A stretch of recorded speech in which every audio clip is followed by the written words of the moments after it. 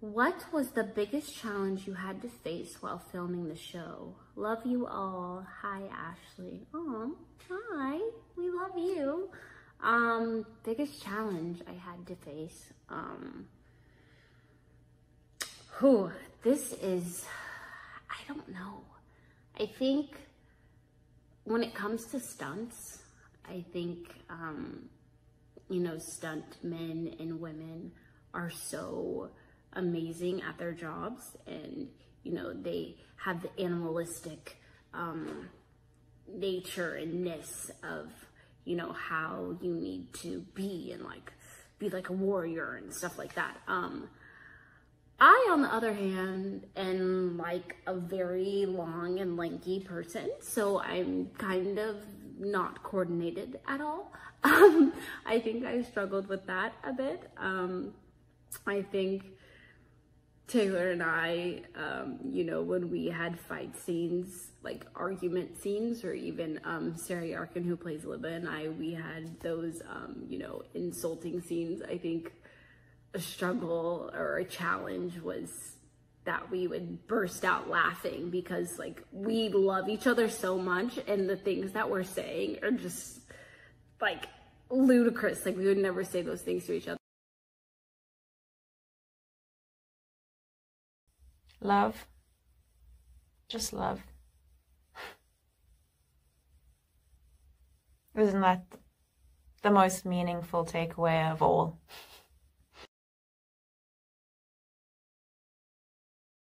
Thank you for your compliments on my English. Yes, it is hard at times, but I'm a person who mirror the people I'm with. So now that I've been in Sweden for a while, and Norway, I feel like I've lost all my English and that I'm not on top of my pronunciation, whereas when I'm surrounded by Americans, it's a lot easier. But there was one thing that the rest of the cast would laugh at me for, especially Demetria. And it's every time I'm trying to make a point, because so Demetria's got an allergy. And when we went to restaurants together, I sometimes wanted to help her out and like mentioning it. Well, let's just sum it up like this. She's not at all allergic to dairy. She's allergic to dairy. I know that now, that they're two different words. Other than that, it's, no, I went to an English-speaking secondary high school in Sweden, so I had a lot of English from that. And also in Sweden, we don't dub our TV series, so we grew up watching Friends and The Simpsons and like Fresh Prince of Bel-Air in the original language, which is not the fact for many European countries. I think that gives Scandinavians or Swedes a good advantage in it. Oh, so sweet. Thank you, Chloe. I think when you've had a lot taken from you, it's very difficult to keep a confidence and belief in yourself. You know, you start blaming yourself and wondering why you aren't good enough for people, or why no one stays in your life for long. And, you know, when you start to see a pattern, you eventually just blame it on you, and, you know, it stops being coincidence, and it stops being the world and other people's choices. It becomes, what am I doing wrong? Why are these people leaving me? And, you know, you can't blame yourself for your mother's death in the army, because that, you know, death in that kind of situation is inevitable. But, of course, grief is messy, and you can't sometimes see straight when in grief and in love, and I think she just doesn't feel very strong emotionally, and of course that leads her to not believing she's physically strong. And I think that is one and the same for her. So yeah.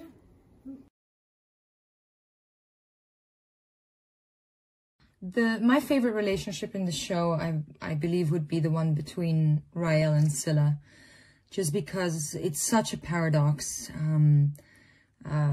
I myself usually always go for the the person that I should not be going for. But you know, it's so vulnerable, and how they play it, it's so beautifully portrayed, because, you know, they're each other's enemy, and yet they find each other on a more human level. And, you know, it's Romeo and Juliet. It's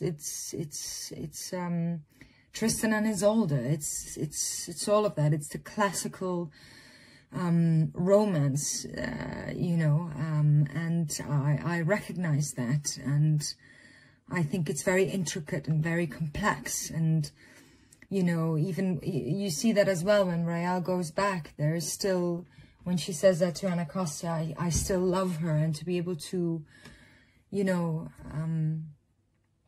admit that, even though you're talking about your enemy, and an enemy that has infiltrated your world and has killed many a people, but still that there is a love that somehow stands is quite interesting. And you know, that's what storytelling is all about. You know, you want to look for the love stories that are that complicated. And so yeah, I think that is the most beautiful relationship, besides the other ones that are so beautifully portrayed by the girls. Because even with Adil and Abigail, it's just, you know, it's very beautiful, but it's the paradox for me, I guess, that is luring me in, or that I find the most intriguing, because I probably, yeah, recognize it, having been in them myself. Not that I've been with someone who has killed people, don't get me wrong, but it's just, you know, I usually always fall for the ones that are, you know, and it's when it's not tangible, and when it's out of my reach. So yeah, I kind of recognize that, and I feel for Rael and Scylla in a way. Me, not as Alder, but as me, Lynn.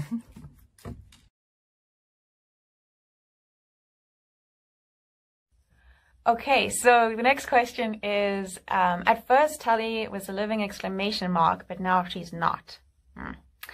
And episode 8, we could see how the particular light Tally always carried was gone. And I was wondering how it made you feel, and how did you prepare to deliver such an amazing performance? Do not let anything make those dimples disappear. The former, it's really exciting that you get such a nuanced character.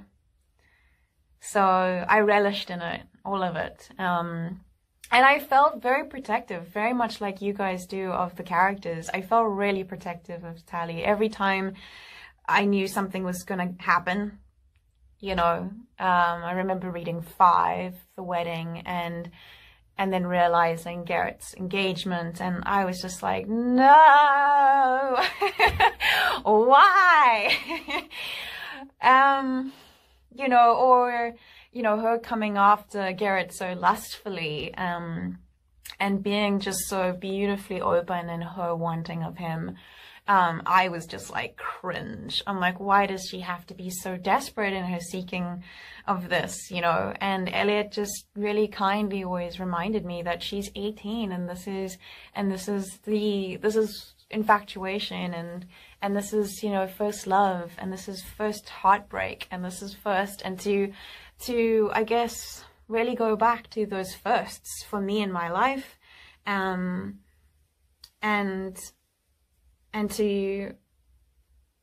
to be playing a character who's really seeing the world as a child almost would, was just such a beautiful gift to my own inner child.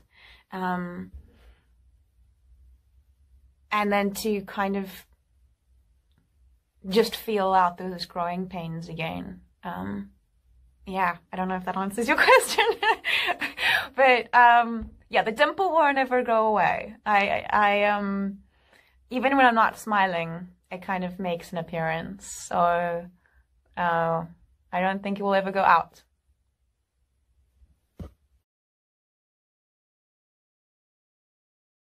As you all know, our show relies a lot on CGI. And yeah, we do a lot of acting. Well, obviously we're acting, but you know, when Rael and I are looking up at like the Necro building in episode 2, 3, can't remember. That was literally 2 blue sheets made to look like a box, and we had to imagine what it would look like.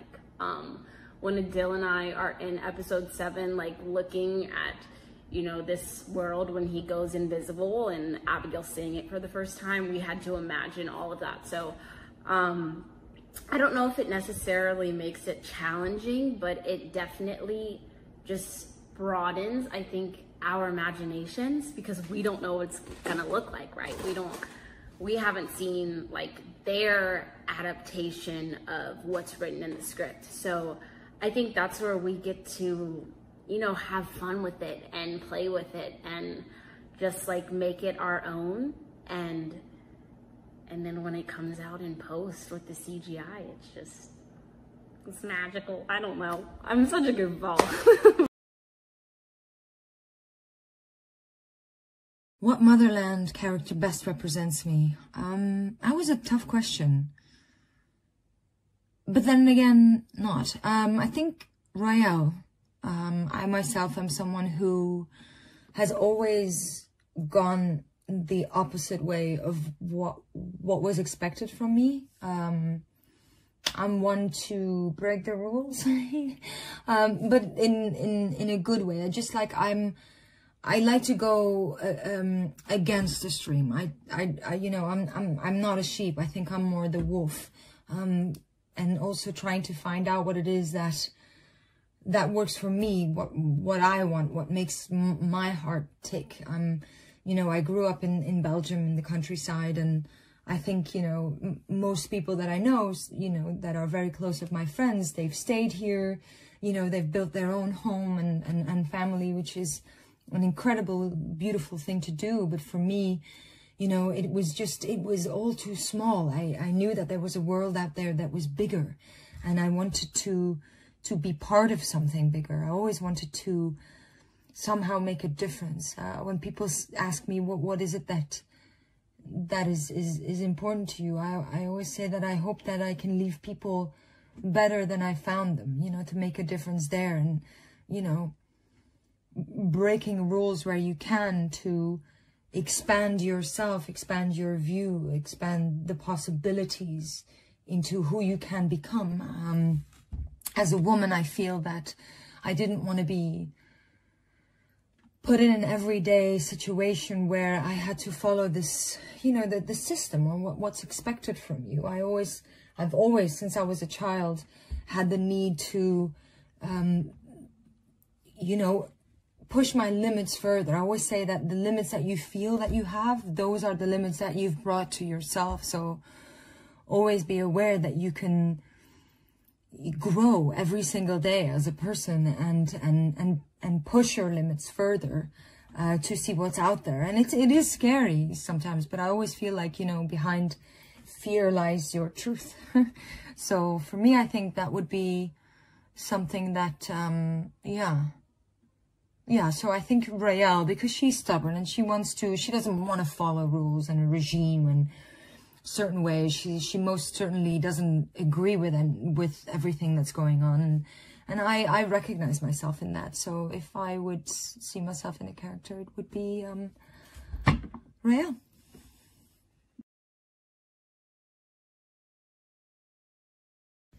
Wow, y'all coming up with some good questions. If I could create my own seed sound, it would make it so that people could feel each other's pain.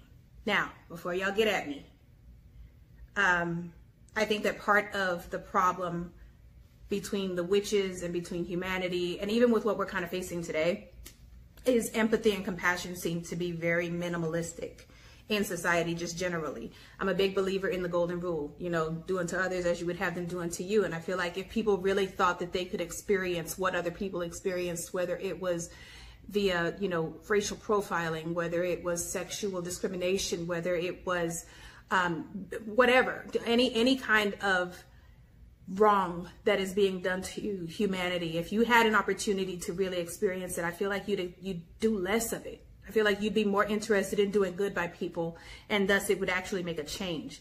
And, you know, the pain or the whatever the seed sound did would be self-inflicted. So, you know, if you over here doing wrong, this what you get. Stop doing that. What we learn. What does it sound like? Oh man, what would that sound like?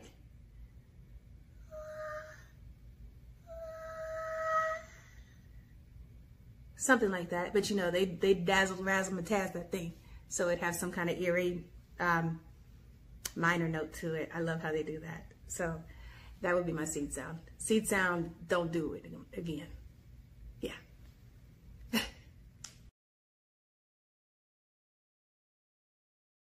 I actually have a couple. I wrote them down so I could remember during this. No, but it was funny because Taylor and I, when they dropped the soundtrack, we both immediately were texting each other our favorite songs. We had seen the first 6, and it was funny because we were trying to match what song went where, and we had seen 6 episodes. We hadn't seen 7, 8, 9, or 10, so we didn't know some of them where they would go, or what we would even see during you know, the placement of that song. But yeah, okay, I'm rambling, but you get it. Aftermath, literally, that's after the wedding attack. Chills just listening to the song. Of course you see it on TV and you're like, dang, but no, just listening to it and just closing your eyes, and literally chills ran up my body. Missing Salva, when Rael goes on a suicide mission basically to the beach to find Scylla. That one was really emotional for me, and one less witch in the world for my my little Libba, my favorite Nene horse. I think that song did so much justice. You know, it gave her justice. You know, no one wants to see a character die, especially someone who, well, Abigail and Libba weren't that close. They were starting to get close right when she passed, but Sarah and I were close, so I feel like that song really did her character justice. And yeah, the whole soundtrack is freaking awesome, freaking amazing though, but those are some of my favorites. I wish I could take all the credit for what I do to get ready for that. I think that part of it is just, you know, I'm an emotional person. I'm very in tune with my emotions. I don't run from them. I confront them head on. I think it's been my healthiest choice. And when the writing is so good, Elliot Lawrence really, really puts emotion in his pen, and it spills onto the page. So when you're reading what he's doing, and when we're not in costume, we're not in hair, makeup, we're not together, and you're sitting and you're reading the script and you believe it and you feel it and it tugs at something within you, it's even easier to bring it to the forefront when it's time to yell action. The other thing is, you know, I've lived a lot of who Anacostia is. My mother was a master sergeant in the Air Force, so the dig to find who Anacostia is as a warrior or as a person in the military wasn't hard to find. I've known her since I was born. And I've always said, you know, the other part, the compassionate part of me, comes from being a mom and having to figure out what that disciplinary action looks like in that moment. You know, the punishment has to fit the crime. The apology has to be there when you're wrong. You have to respect that this person is growing into their own mindset while you're trying to fill that mindset with positivity and influence of a good nature. So just understanding what I had to do with my kids, shouts to Daquan.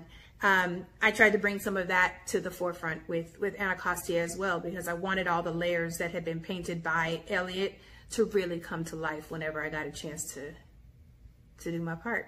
So there you go. Oh, where to start? I mean, I think the biggest change was the shift from innocence to wisdom.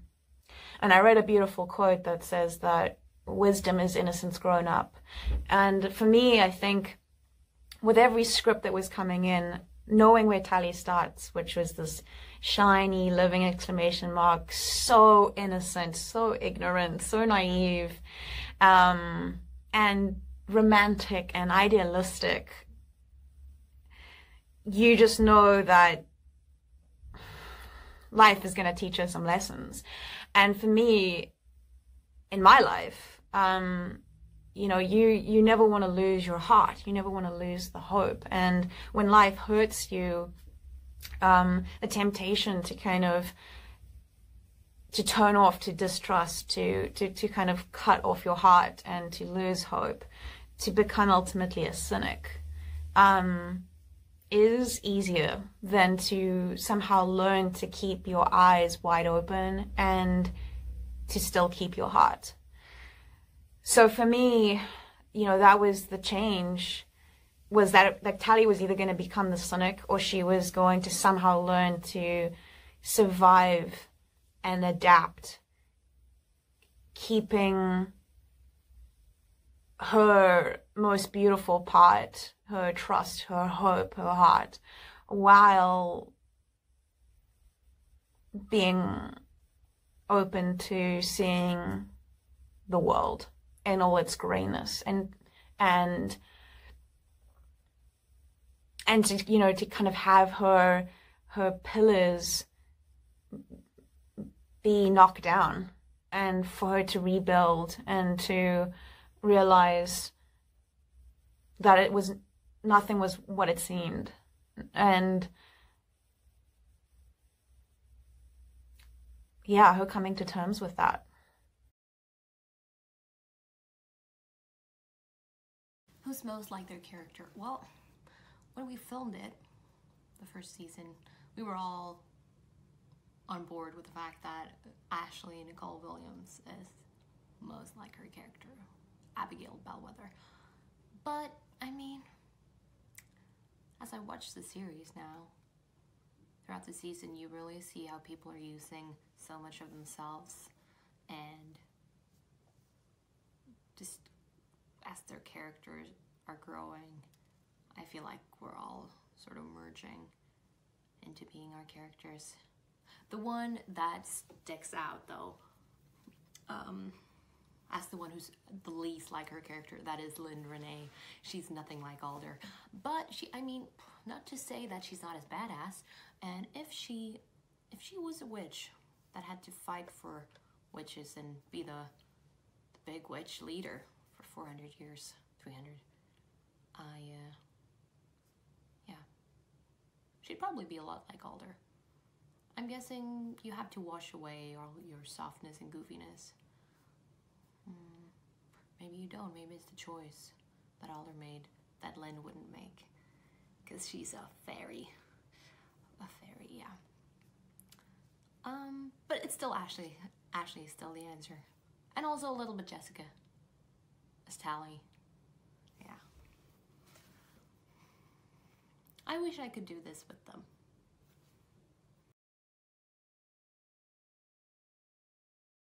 This next question I love, because I right now get to tell you guys how much we love and appreciate you. The question is, what's your favorite thing about the fans? We love you guys so much.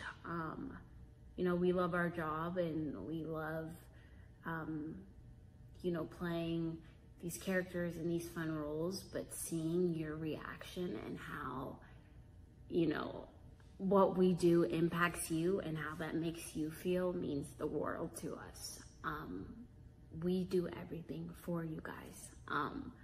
I love the fan art. It's so freaking cool to me because I can't draw, I can't do any of that. So that's amazing. And just, I don't know, the fandom for Motherland is unlike any fandom I've seen, really. You guys like genuinely care about our well-being, which is like so crazy amazing to me. Like I'll get tweets like, I hope you're staying hydrated, like please drink water, like we love you. And I'm like, oh, I don't know what that was, but I don't know, just the genuine love and care. Just know that we love and care for you guys right back, and we wouldn't have jobs if it weren't for you guys. We love your reactions. Like, we love watching everything and creating everything, but how you guys are reacting to it, it really warms our heart. So thank you. Mwah. We love you guys. We appreciate you guys so much. And all of like the inanimate object Twitters, like that's so wild to me that like I was gonna end this video, now I'm like still going, but like there's a Twitter for Abigail Bellwether and they tweet as Abigail Bellwether. Like that's so amazing to me that we and our characters have that much of an impact on you guys. So I just want to say thank you. So my most memorable episode is 10, and I just don't ever think I've ever been that raw before in my life. I felt such palpable grief for the experience coming to an end.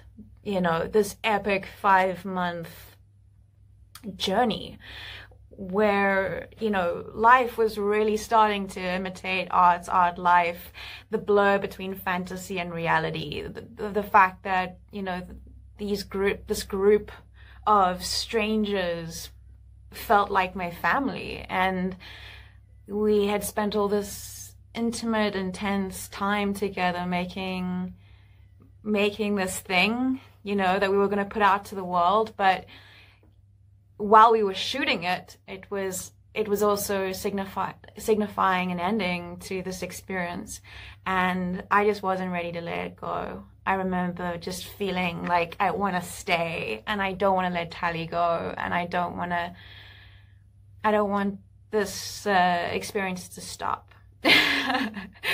So, you know,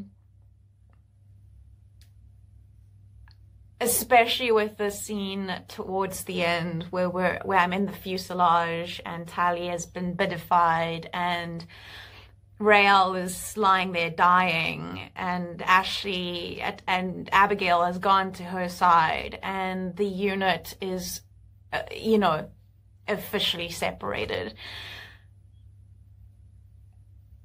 And it's just like, I remember going, you know, this is the moment of total surrender and letting go of everything, of the show, of the character, of like, that's the scene, right? That's the moment where you just have to give it your all, and in, I guess in a dramatic sense, die into the moment,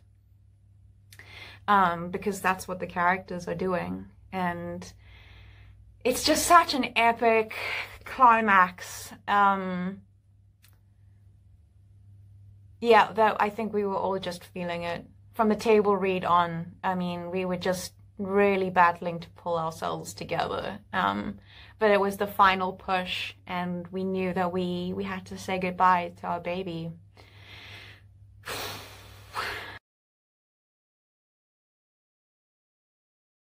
What song do I listen to get into character?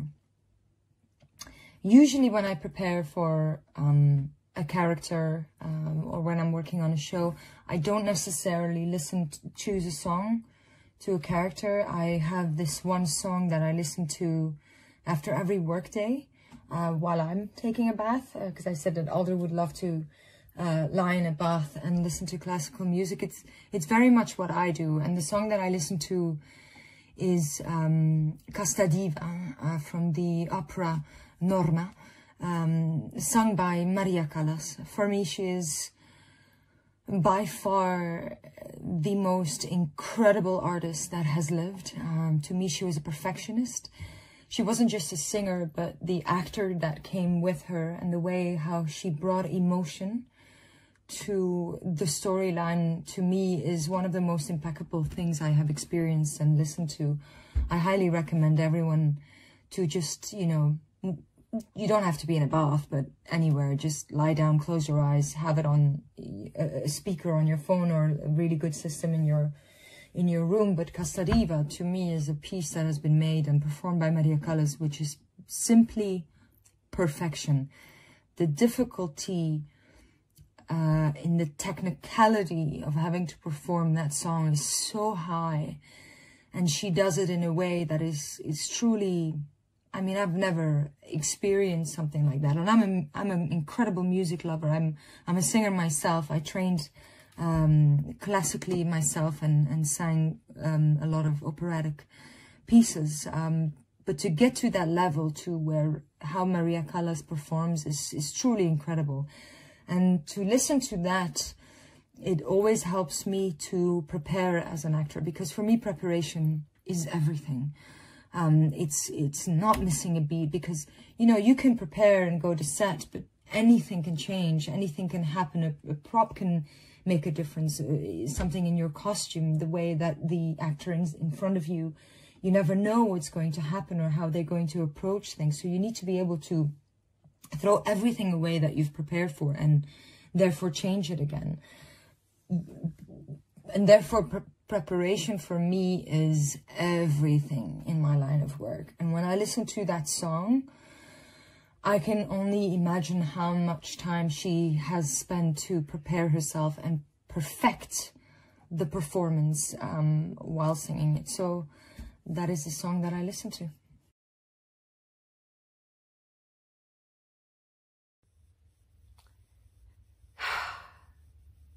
I can't decide. I can't choose but one. Having now been away from set and having had time to really process everything that this whole experience of shooting Motherland, I think I cherish every moment that we had together. Through the hard, the painful, confusion, exhaustion, you know, it was just all beautiful. The whole experience was the best moment. And, you know, I just want to specifically just take a moment to say that it's so rare to have an ensemble, firstly, of such diversity, but also where you're really experiencing a sisterhood, where you're having cast and crew who have each other's backs, that there's such trust and such love and such respect. I grew as a person on that show, and with these incredible women,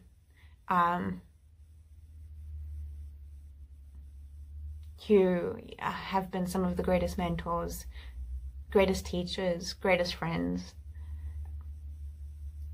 You know that you're hired to do a job, and the job ends at some point, and you're not obligated to make friends.